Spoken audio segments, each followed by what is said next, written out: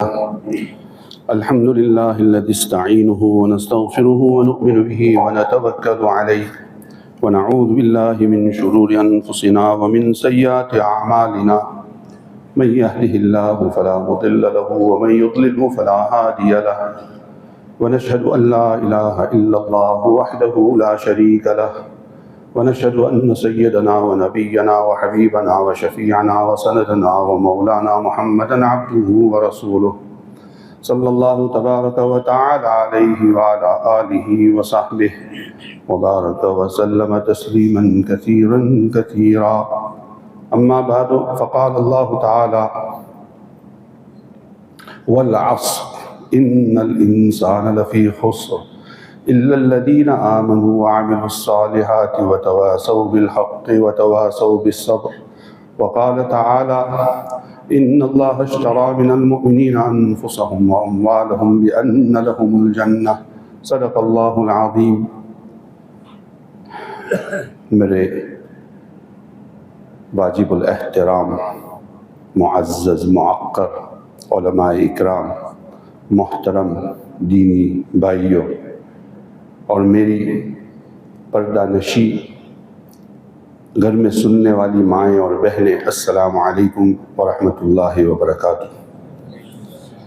میرے لیے بہت بڑی ایک سعادت ہے، خوش قسمتی ہے کہ اللہ سبحانہ و تعالیٰ نے مجھے آپ جیسے بزرگوں کی ملاقات کا شرف نصیب کیا اور یہاں حاضری ہوئی اور دوستوں کی حکم کہوں، درخواست کہوں، یہاں حاضر ہو کر کچھ باتیں اللہ کی توفیق سے کہنے کا موقع جو نصیب ہوا ہے، میں اس کو بہت ہی زیادہ غنیمت اور سعادت میرے لیے سمجھتا ہوں. اللہ سبحانہ و تعالیٰ اس کو میرے لیے بھی اور آپ تمام حضرات کے لیے بھی فائدہ مند بنائے. بہت ہی قریب چند دنوں پہلے، میرے خیال سے اسی ظہر کے وقت 5 دن ہوں گے، موت العالم موت العالم، کہ ایک عالم دین کی موت پورے عالم اور دنیا کی موت سے تعبیر کی جاتی ہے، لیکن میں اس کو تھوڑا الگ سے کہوں کہ موت العالم، یہ جس انسان کی طرف میں اشارہ کر رہا ہوں جو ہمارے درمیان تھا، 75 سال کی عمر میں اللہ سبحانہ و تعالیٰ نے اپنے پاس بلا لیا. وہ ایک عالم تھا، عالم نہیں تھے، عالم تھا. عالم تو تھے ہی، لیکن اپنے آپ میں ایک انجمن تھے، اپنے آپ میں ایک دنیا تھی جو ہمارے درمیان میں تھی، اور اپنے وقت پر اللہ سبحانہ و تعالیٰ کے پاس وہ روح چلی گئی اور دنیا کے اندر ایک بہت بڑی خلا چھوڑ کر، اور ہم جیسوں کے لیے ایک بہت بڑا نقصان جو ہماری زندگیوں کے اندر ہمارے آخری سانس تک ہمیں اس کا احساس رہے گا. یقیناً غم ہے. قاری محمد طیب صاحب حکیم الاسلام نور اللہ مرکزہ، بانی دارالعلوم دیوبند، حجت الاسلام، حضرت مولانا قاسم نانوتوی رحمۃ اللہ علیہ کے پوتے قاری محمد طیب صاحب رحمۃ اللہ علیہ نے ایک تعزیتی موقع پر فرمایا کہ انسان کے انتقال کے وقت غم طبعی ہوتا ہے، فطری ہوتا ہے، یقیناً غم ہوتا ہے، لیکن یہ غم جدائی اور فراق کا ہوتا ہے. غم موت کی وجہ سے نہیں ہوتا ہے، موت برحق ہے. موت ایک پل ہے اللہ سبحانہ و تعالیٰ کی ملاقات، اللہ سبحانہ و تعالیٰ کی دیدار اور ہمیشہ کی خوشیوں کی یہ ایک پل ہے. تو اس سے غم نہیں ہے. ہمیں غم اس بات کا نہیں ہے کہ ہمارے کسی خاندان کے فرد کا انتقال ہوا، حضرت کا انتقال ہوا، موت پر غم نہیں ہے، لیکن جدائی اور فراق اور خلا اور محرومی اور یتیمی پر ہمیں غم ہے. اور بہت سے لوگوں کو یہ غم جو قلوب حزین ہوئے ہیں، غم زدہ ہوئے ہیں، آنکھیں اشک بار ہے، رو رہے ہیں، شاید ان کی زندگی کے آخری سانس تک رہے گا۔ دوستوں نے جب مجھے یہ فرمایا کہ کچھ باتیں جمعہ کے دن آپ آ کر کرے، فجر کی بعد میں سوچ رہا تھا، پوری رات میں نہیں سویا، میری طبیعت اچھی نہیں، تو فجر کے بعد کچھ آنکھ لگ گئی، میں اٹھا، میں سوچ رہا تھا کیا بات کروں۔ حضرت کی زندگی میں نے جیسے کہا ایک انجمن، ایک دنیا تھی، درجنوں نہیں، سینکڑوں نہیں، ہزاروں اسباق اور سبق ہم حضرت کی زندگی سے لے سکتے ہیں، ہزاروں۔ اور ولن خوش قسمت ہے کہ آخری دنوں کے اندر حضرت کے قدم مبارک بکثرت یہاں آئے، اور حضرت کے مشورے سے ولن کو، بھروچ کو، گجرات کو اور ہندوستان کو بالخصوص فائدہ پہنچا۔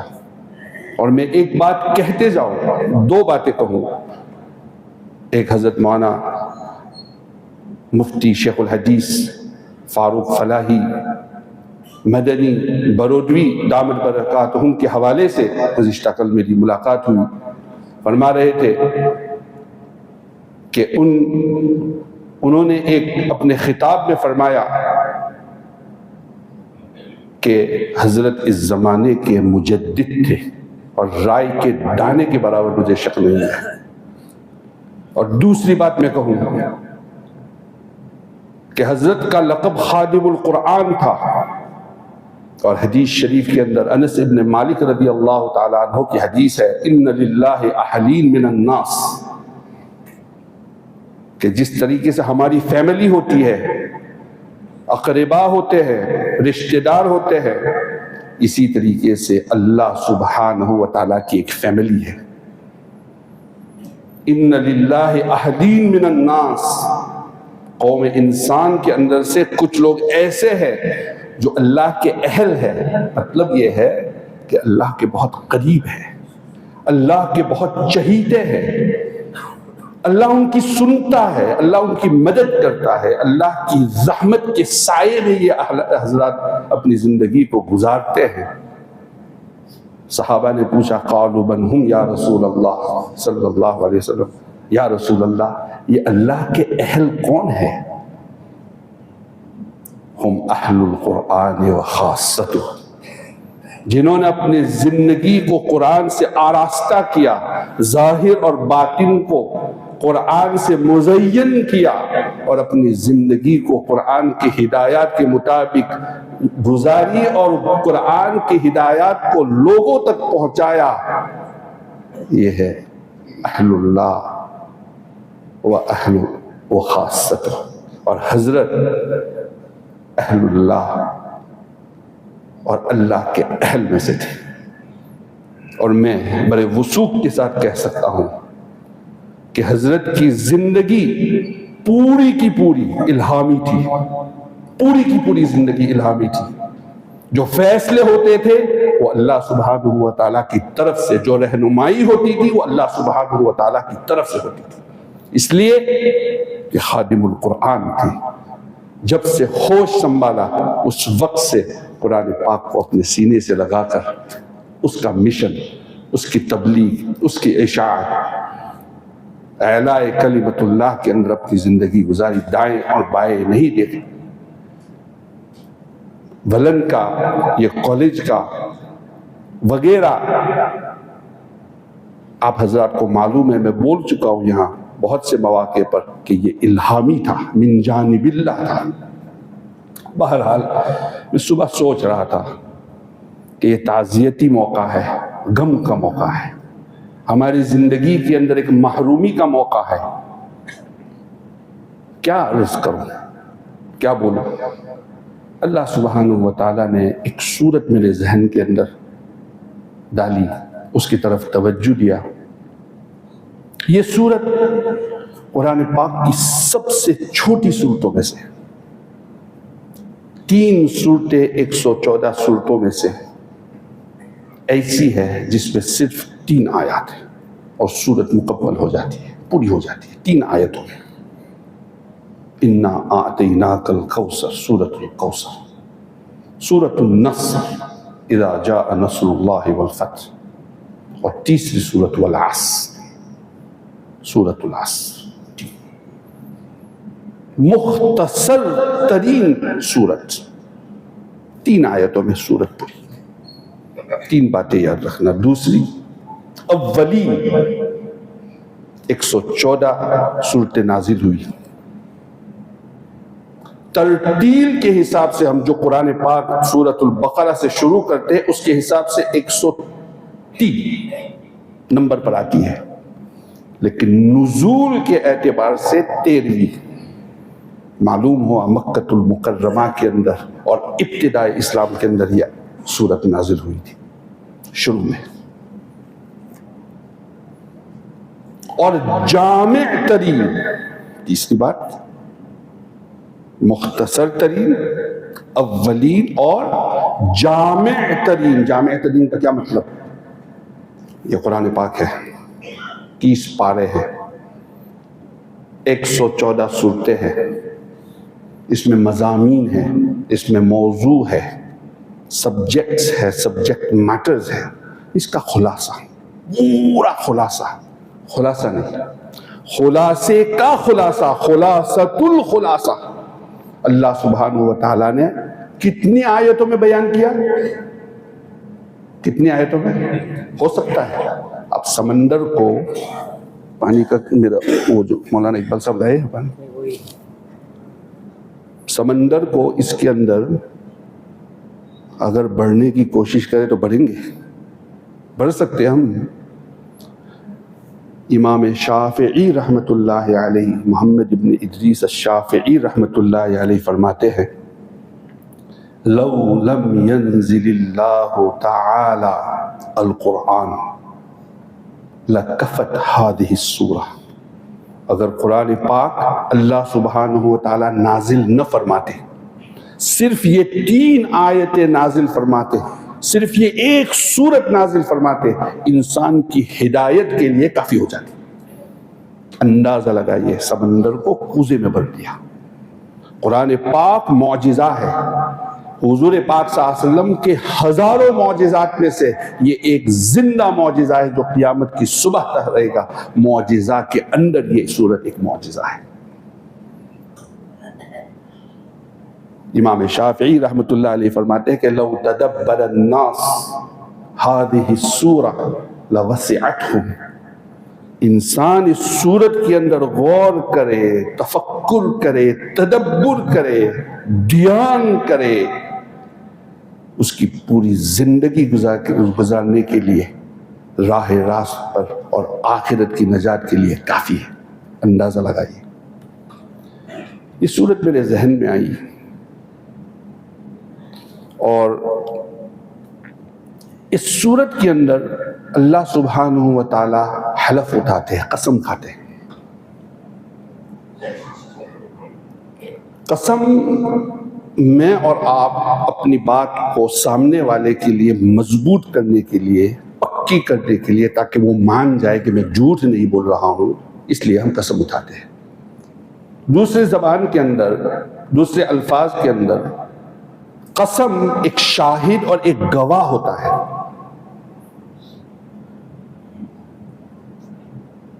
اللہ سبحانہ و تعالیٰ کی ہر بات، ہر لفظ، ہر حرف حق ہے، سچ ہے، قسم کھانے کی کیا ضرورت ہے؟ بلاغت قرآن ہے کہ جہاں اللہ سبحانہ و تعالیٰ قسم کھاتے ہیں تو سننے والے کو یہ بتا رہے ہیں، فرما رہے ہیں کہ اگلی بات پر دھیان دینا، اگلی بات پر دھیان دینا، ورنہ اللہ سبحانہ و تعالیٰ کو اپنی بات پر گواہ لانے کی کیا ضرورت ہے؟ نہیں ہے۔ لیکن یہ بلاغت قرآن ہے، اللہ سبحانہ و تعالیٰ قسم کھاتے ہیں۔ کس کی قسم کھاتے ہیں؟ والعصر۔ مفسرین نے بہت تفصیل سے اس کو بیان کیا، متعدد تفاسیر اور معانی بیان کیے ہیں۔ میں موٹا بیان کرتا ہوں، موٹا۔ والعصر، ہمیشہ اس شریعت کے اندر ہر لفظ کے عربی کے لغوی معنی اور اس کے شرعی اور اصطلاحی معنی کو بیان کیا جاتا ہے، اور لغوی معنی ہی کے اندر اصطلاحی معنی چھپا ہوا ہوتا ہے۔ والعصر، اللہ سبحانہ و تعالی قسم کھاتے ہیں زمانے کی، زمانے کی۔ عربی میں کہتے ہیں عصر، نچوڑنا، نچوڑنا۔ آپ جو حضرات عربستان گئے ہیں اور وہاں جوس پیا ہے تو ڈبے کے اوپر ہوگا عصیر، عصیر، نچوڑا ہوا رس۔ عصیر البرتقال، عصیر التفاح، عصیر المانگا، سیب کا، اورنج کا، مینگو کا جوس، عصیر، نچوڑا ہوا۔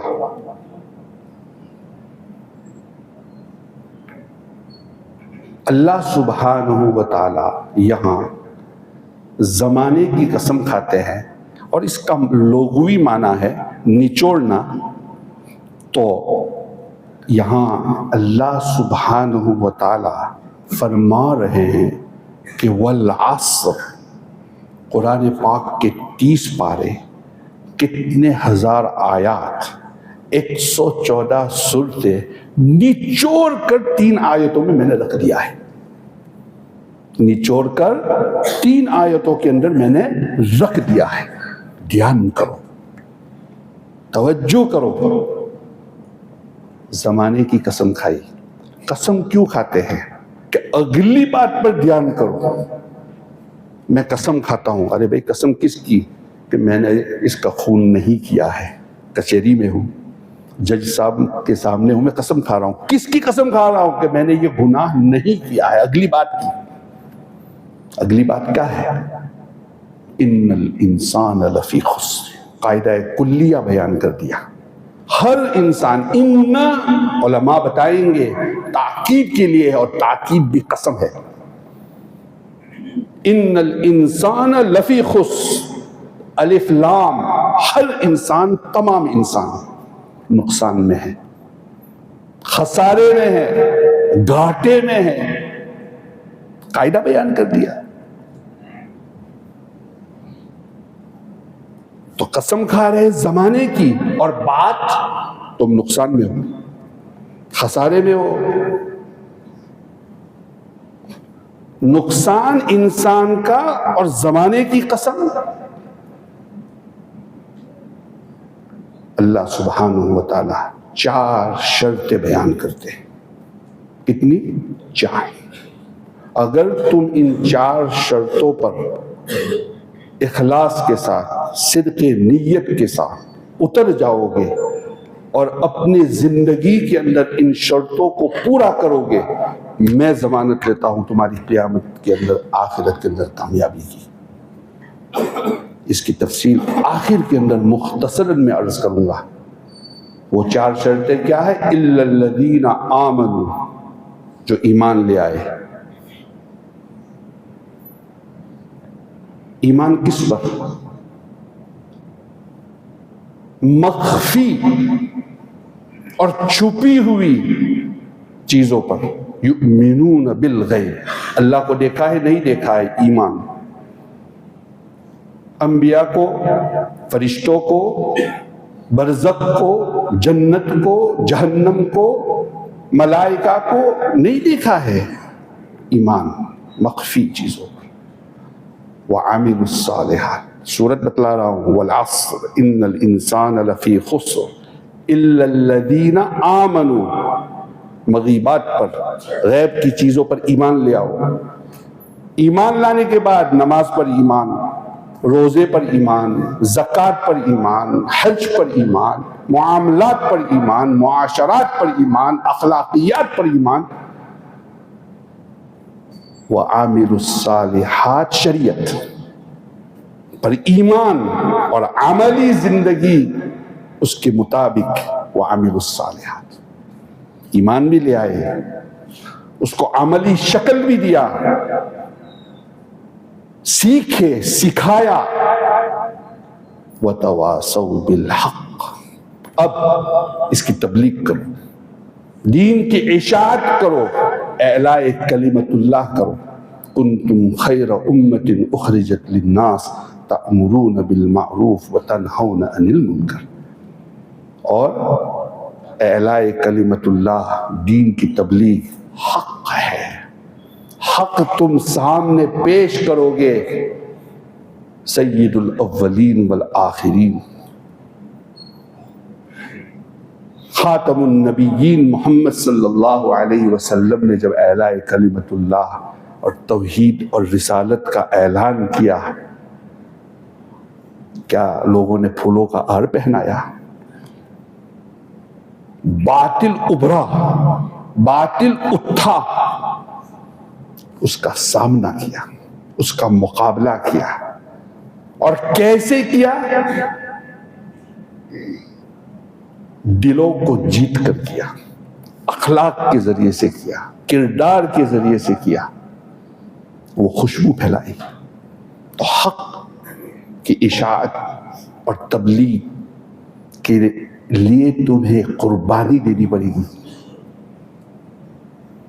تمہیں مال اور جان اور عزت کھپانی پڑے گی۔ اس کے لیے کیا چاہیے؟ وَتَوَاصَوْا بِالصَّبْرِ، صبر کی ضرورت پڑے گی۔ یہ شریعت کا خلاصہ ہے، یہ قرآن کا خلاصہ ہے، یہ والعصر کا خلاصہ ہے۔ صحابہ رضی اللہ تعالی عنہ، حدیث پاک میں آتا ہے کہ جب بیٹھتے تھے، اٹھتے تھے، مذاکرہ کرتے تھے، اور جب اپنے اس مجلس سے اٹھنے کا وقت ہوتا تھا، اپنے اپنے گھروں میں جانے کا وقت ہوتا تھا، تو وآخر دعوانا اس صورت سے کرتے تھے۔ کس سے کرتے تھے؟ اپنی بات چیت کرتے تھے، مذاکرہ کرتے تھے، مسئلے کی بحث مباحثہ کرتے تھے، سب کچھ کرنے کے بعد اب جا رہے، وعلیکم السلام کہہ رہے، گھر جا رہے، جانے سے پہلے کیا کرتے تھے؟ ایک دوسرے کو انا اعطیناک الکوثر والعصر ان الانسان لفی خسر والی صورت ایک دوسروں کو پڑھتے، پڑھاتے، سناتے، اور صرف زبان سے نہیں، اس کے معانی کے اندر، اس کے اندر جو ہدایات ہے، اس کے اندر غور و فکر کر کے کہ اب یہاں سے ہم اٹھ رہے ہیں، اللہ سبحانہ و تعالیٰ نے ہماری پوری دین کو، پوری دنیا کو، پوری آخرت کی کامیابی کو ان 3 آیتوں کے اندر رکھ دیا ہے۔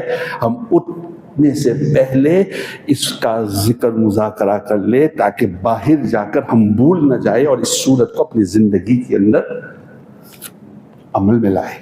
صحابہ کا عمل تھا والعصر، نچوڑنا۔ اللہ سبحانہ و تعالیٰ نے پورا خلاصہ اس چھوٹی سی صورت کے اندر رکھ دیا،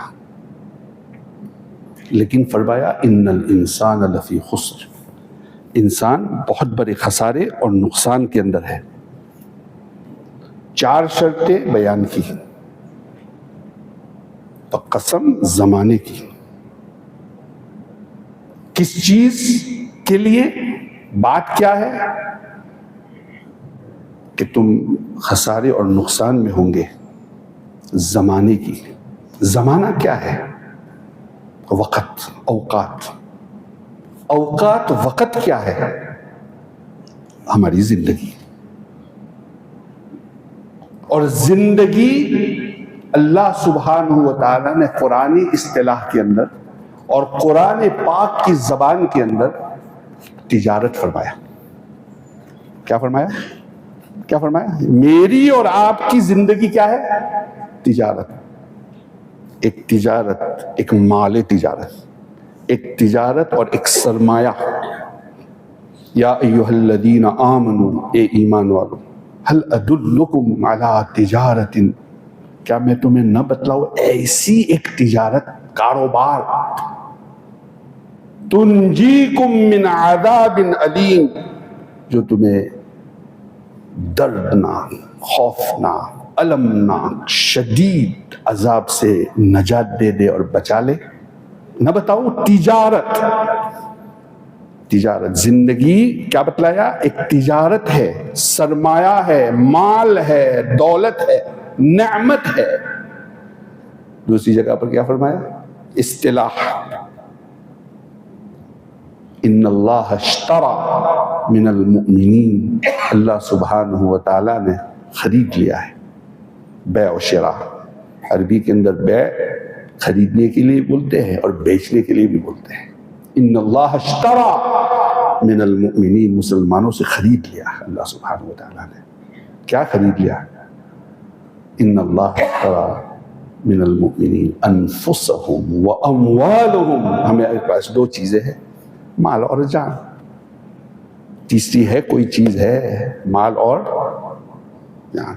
اگر تم نے یہ مال اور یہ جان اللہ کو دے دی، کیا مطلب؟ اللہ نے تو دی ہے، اللہ کو کیا ضرورت ہے؟ اس نے تو ہمیں دی ہے. اس کے دین کے لیے، اس کی رضا کے لیے تو میں ضمانت لیتا ہوں، میں وعدہ کرتا ہوں، میرا وعدہ سچا ہے، بِأَنَّ لَهُمُ الْجَنَّةِ، کہ ان لوگوں کے لیے، ایسے لوگوں کے لیے جنہوں نے اپنی زندگی، اپنا وقت، عصر، زمانے کی قسم کھائی. بہت اہم چیز ہے، اس پر غور کرو. کیا غور کرو؟ یہ قیمتی چیز ہے، تجارت کی طرح. تجارت کا مال،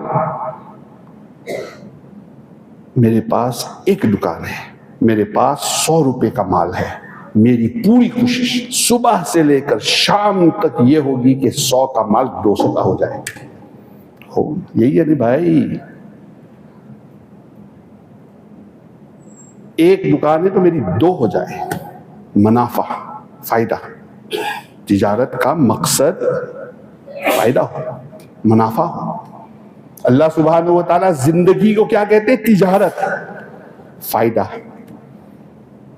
اپنی ایک ایک گھڑی کو دوسری گھڑی کے لیے منفع بناؤ، فائدہ مند بناؤ. اگلی گھڑی کو پچھلی گھڑی سے زیادہ نفع والی بناؤ. اور اس مال کو، اس سرمایے کا ذخیرہ کرو جو تمہاری قبر کے اندر اور آخرت کے اندر کام آئے گی. یہ وقت ہے، یہ زمانہ ہے جس کی میں قسم کھا رہا ہوں، جس کو تم ضائع کر رہے ہو، جس کو تم غفلت کے اندر نہیں صرف بلکہ گناہوں کے اندر صرف کر رہے ہو. لیکن اللہ سبحانہ و تعالیٰ بڑا کریم ہے، بڑا رحیم اور رؤوف ہے. قاعدہ بیان کرتے ہیں، اصول بیان کرتے ہیں کہ من جاء بالحسنۃ فلہ عشر امثالھا. ایک نیکی کرو، ایک، میں تمہیں 10 دوں گا. کیوں؟ جو زمانہ، جو وقت اور جو زندگی میں نے تم کو دی ہے، تم ضائع کر رہے ہو. 10 لمحات کو تم نے ضائع کیا، غفلت کے اندر گزارا، تو اب ایک نیکی کر لو. ان 10 غفلتوں کو اور 10 گناہوں کو میں معاف کر دوں گا. کمزور ہو تم، مجھے معلوم ہے. تم ناشکرے ہو. ان الانسان لربہ لکنود، مجھے معلوم ہے. تمہاری کمزوری کو میں سامنے رکھتا ہوں. تم اپنی زندگی کو ضائع کر رہا ہوں، لیکن میں دوسری طرف کہہ رہا ہوں کہ ایک نیکی کر لو، 10 کو معاف کر دوں گا. تو یہ زندگی تجارت ہے. علماء نے پیاری مثالیں دی ہے. ہم جب چھوٹے تھے یہاں آتے تھے، ابھی تو ماشاءاللہ بہت ترقی کی ہے انڈیا نے، لیکن جب ہم آتے تھے کسی کے گھر فریج نہیں ہوتا تھا، کسی کے گھر نہیں. اور رمضان میں نے گزارے ہیں یہاں 83, 84, 85 میں، اور 50 ڈگری گرمی ہوتی تھی. برف نہیں، فریج نہیں. سیری بولتے ہو، کیا بولتے ہو جہاں بازار ہوتا ہے، وہاں برف کی لادی آتی تھی عصر کے بعد. اس کو خریدتے تھے، گھر لے جاتے تھے، اور اس میں ٹھنڈا ونڈا پھل ول رکھتے تھے تاکہ. تو یہ جو لاڈی بیچنے والا آتا ہے، برف بیچنے والا آتا ہے، وہ کیا چاہے گا کہ جلدی جلدی جلدی میرا برف یہ بک جائے. کیوں کہ گرمی کے تپش اور دھوپ کے اندر وہ پگھلتا جا رہا ہے، پگھلتا جا رہا ہے. تو اس کا نقصان ہو رہا ہے کہ نہیں ہو رہا ہے؟ ہو رہا ہے. یہ ہے زندگی، برف کی طرح پگھل رہی ہے، کم ہوتی جا رہی ہے. اور ہم اس کو نقصان کی طرف، گناہوں کی طرف، اللہ کی نافرمانی کی طرف اس وقت کو، اس زمانے کو، اس زندگی کو ہم لے جا رہے ہیں۔ تو اللہ سبحانہ و تعالیٰ فرماتے کہ یہ تجارت ہے، بیچ دو اپنی جانوں کو، بیچ دو اپنے مال کو، بیچ دو اپنی عزت کو اللہ کے خاطر، تو میں تمہاری جنت کی بھی ضمانت لیتا ہوں، تمہاری جہنم سے پناہ کی بھی میں پناہ دیتا ہوں۔ صبح میں اٹھا، جاگ رہا تھا، سوچ رہا تھا، تو یہ صورت میرے سامنے آئی۔ اور اگر حضرت کی زندگی کے اذکروا محاسن موتاکم، جب انسان کا انتقال ہو جائے تو اس کی خوبیوں کو یاد کرو، اس کے اچھے کام کو یاد کرو، اس کی نیکیوں کو یاد کرو۔ کیوں؟ تاکہ وہ سبق لے کر ہم اپنی زندگی کے اندر لے آئیں۔ محاسن کو یاد کرو۔ حضرت کی زندگی شروع تا آخر والعصر کا عکس تھا، پوری زندگی کہ جس انسان نے اپنی پوری زندگی کسی لالچ کے بغیر اللہ کی رضا کے لیے، انسانیت اور قوم کے نفع اور ہمدردی کے لیے صرف کر دی۔ حضور پاک صلی اللہ علیہ وسلم کی زندگی کو اگر ہم ابتداءً تقسیم کریں تو قبل النبوہ بعد النبوہ 62-63 سال کی زندگی کو اگر ہم تقسیم کریں تو 40 سالہ زندگی نبوت نہیں تھی، وحی نہیں اتری تھی، لیکن قبل النبوہ والی زندگی کے اندر صادق اور امین سے پکارا جاتا تھا اور یاد کیا جاتا تھا۔ وہی نہیں اتری تھی، قرآن اقرأ بسم ربک الذی ابھی نازل نہیں ہوا تھا۔ زمانہ جاہلیت، ظلمتوں اور ضلالتوں کی گہرائیوں کے اندر لوگ اتر چکے تھے۔ اس زمانے میں حضور پاک صلی اللہ علیہ وسلم کو کس سے پکارا جاتا تھا؟ صادق اور خدمت خلق، خدمت حضور پاک صلی اللہ علیہ وسلم کی زندگی کا بہت بڑا حصہ خدمت خلق کا تھا۔ اور حضرت کی زندگی قرآن والی زندگی، خادم القرآن، اہل اللہ سے دنیا میں بن گئے تھے، تو آخرت میں تو اللہ اکبر کیا شان ہوگی۔ تو اگر ہم حضرت کی سینکڑوں خوبیوں میں سے صرف ایک خوبی لے لیں، ایک، اور اس ایک خوبی کو اپنی زندگی کے اندر اس نیت سے عمل میں لائے کہ ہماری دنیا بھی بن جائے اور آخرت بھی بن جائے، ایک خوبی کو، اور وہ کیا ہے کہ جو ایمان کے بعد سب سے بڑی نعمت انسان کو اللہ نے دی ہے، وہ اپنی زندگی دی ہے۔ اور قسم کھانے کے بعد اللہ سبحانہ و تعالیٰ فرماتے کہ سب سے بڑی نعمت یہ ہے۔ قسم کھانے کے بعد تم خسارے میں ہو۔ مجھے یاد آئی والشمس وضحاها والقمر اذا تلاها والنہار اذا جلاها واللیل اذا یغشاها والسماء وما بناها والارض وما طحاها ونفس وما سواها۔ 11 قسمیں کھائی۔ کتنی کھائی؟ یہاں والعصر میں کتنی کھائی؟ ایک۔ قرآن پاک میں کسی جگہ، ایک جگہ کے اندر حضور اللہ سبحانہ وتعالیٰ نے اتنی قسمیں کھائی اور جتنی وہ شمس کے اندر کھائی ہے۔ کتنی کھائی؟ کتنی کھائی؟ 11۔ کیوں؟ آگے کیا ہے؟ والعصر، آگے کیا ہے؟ ان الانسان لفی خسر۔ تم کامیاب ہو یا نہیں ہو تم خود فیصلہ کرو۔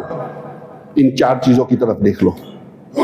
والشمس وضحاها، 11 قسمیں، اور آگے مضمون قد افلح من زکاها وقد خاب من دساها۔ کامیاب کون ہے، ناکامیاب کون ہے؟ 11 قسمیں کے بعد اللہ سبحانہ و تعالیٰ فرماتے ہیں والعصر، خسارے میں ہو۔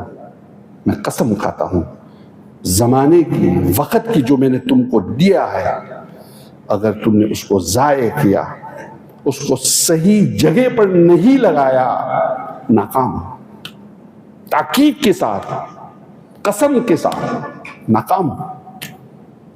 الا الذین آمنوا، دوبارہ میں خلاصہ بیان کر کے اپنی بات کو ختم کرتا ہوں کہ جو ایمان لے آئے، مغیبات، جو غیب کی جتنی بھی چیزیں ہیں، یہ ہمارا جو اعتقاد ہے، ہمارے جو عقائد ہے، جس پر ہمیں ایمان، آمنت باللہ وملائکتہ وکتبہ ورسلہ والیوم الآخر والقدر، یہ ساری چیزیں جتنی ہیں اس پر ایمان۔ قرآن کا بہت بڑا حصہ اس کا ہے یا نہیں؟ وعملوا الصالحات، شریعت، جتنی چیزوں پر ایمان لے آئے اس پر عمل کرو، قرآن کا ایک بہت بڑا حصہ اس کا ہے یا نہیں؟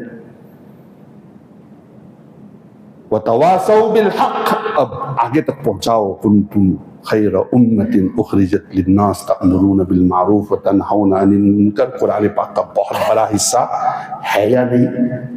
حضرت لقمان نے اپنے بیٹے کو 21ویں پارے کے اندر اللہ سبحانہ وتعالیٰ نے قرآن پاک کیا، رکوع نازل کیا، یا بنی، اے میرے بیٹے، اقم الصلاۃ، یا بنی اقم الصلاۃ وأمر بالمعروف وانہ عن المنکر واصبر علی ما اصابک۔ یہی خلاصہ ہے نہیں کہ دین کو آگے پھیلاؤ، اور دین کو پھیلانے کے اندر قربانی دینی پڑے، مال اور جان کو کھپانا پڑے، حق کو باطل کا مقابلہ کرنا پڑے، تو اس کے لیے تیار ہو جاؤ اور صبر کے ساتھ کام کرو، اللہ کی مدد آئے گی۔ اگر ان 4 شرطوں کو اپنی زندگی کے اندر روزانہ، جیسے صحابہ رضی اللہ تعالیٰ عنہ بیٹھ کر اس کا مذاکرہ کر کے الگ ہوتے تھے اور اپنے گھروں کو جاتے تھے، اپنی زندگی کے اندر اپنا لیا، ہر سیکنڈ، ہر گھڑی قیمتی بنا لی، جیسے کہ ہمارے حضرت خادم القرآن حضرت مولانا غلام محمد وستانوی صاحب نور اللہ مرقدہ وعال اللہ مراتبہ نے اپنی پوری زندگی کا ایک سیکنڈ ضائع نہیں کیا، اور دنیا کی طرف التفات، ایسی لات ماری دنیا کو کہ مولانا حذیفہ صاحب دامت برکاتہم کا ویڈیو آپ سب حضرات نے سنا ہوگا کہ جس وقت انتقال ہوا تو شرعی تقاضا ہے کہ مال تقسیم کیا جائے، ہر ایک کو اپنے حقوق کو دیا جائے۔ پہلی نہیں چھوڑی، پہلی نہیں تھی حضرت کے پاس، لیکن سب سے زیادہ مالدار ہو کر گئے، سب سے زیادہ مالدار ہو کر گئے۔ وقت نہیں ہے، مشہور اور معروف اور مستند احادیث ہے کہ انسان کچھ نہیں لے جاتا ہے، 3 چیزیں آگے لے جاتا ہے، اور تینوں چیزیں حضرت لے کر گئے، جو اللہ سبحانہ وتعالیٰ ان کے لیے قیامت کی صبح تک صدقہ جاریہ بنے، اور جنت کے اندر اور اعلیٰ علیین کے اندر رفع درجات کا ذریعہ بنائے۔ اللہ سبحانہ وتعالیٰ ہمیں بھی نیک توفیق عطا فرمائے۔